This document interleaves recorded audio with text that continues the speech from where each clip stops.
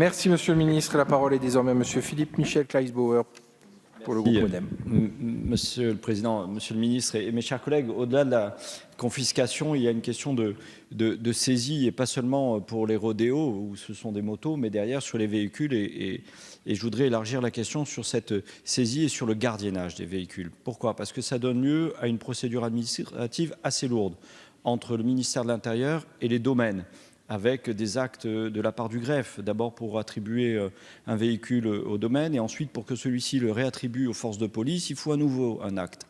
Mais surtout, il y a un gardiennage qui coûte très cher. Dans un ressort moyen, cela coûte à peu près 1 million d'euros par an. Je ne doute pas que sur l'ensemble du territoire, cela fasse une fuite très importante et avec des délais de conservation qui peuvent créer une obsolescence qui fait que la vente du véhicule n'amortira rien. Au-delà de ça, on a, je le comprends, de la part des domaines, la volonté de revendre les véhicules de grosse cylindrée, parce qu'il y a certainement beaucoup d'argent à récupérer, mais je doute que ça rééquilibre la balance.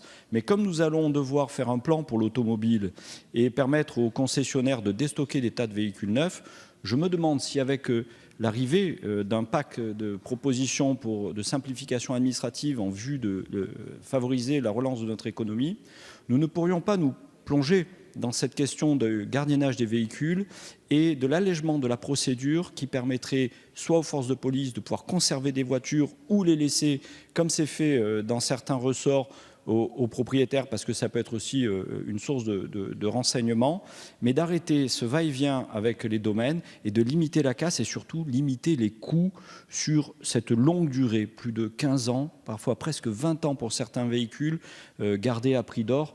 C'est certainement une dépense dont on pourrait se passer et réaffecter dans de meilleurs domaines, Monsieur le Ministre. Merci. Merci à vous, chers collègues. La parole est à Monsieur Laurent Nunez, secrétaire d'État auprès du ministre de l'Intérieur.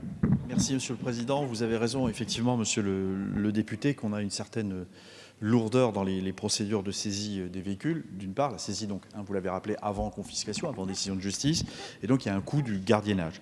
Alors, les délais de jugement pouvant être parfois longs dans certains cas, les frais de justice et de mise en fourrière sont importants, et vous avez rappelé le montant. Et c'est d'autant plus long qu'à l'issue, quand le jugement est rendu, les véhicules peuvent être inutilisables et donc sont rarement attribués au domaine en réalité pour être vendus.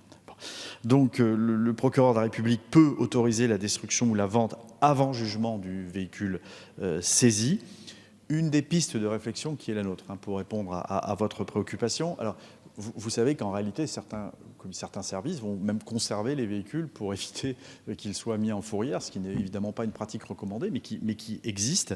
Donc une des pistes de réflexion serait de considérer que de tels véhicules, de les considérer comme des objets dangereux et qui pourraient permettre éventuellement leur destruction immédiate pour éviter ces frais de fourrière. Voilà, c'est ce à quoi, par exemple, nous réfléchissons. Mais effectivement, la question que vous soulevez est vraiment une préoccupation.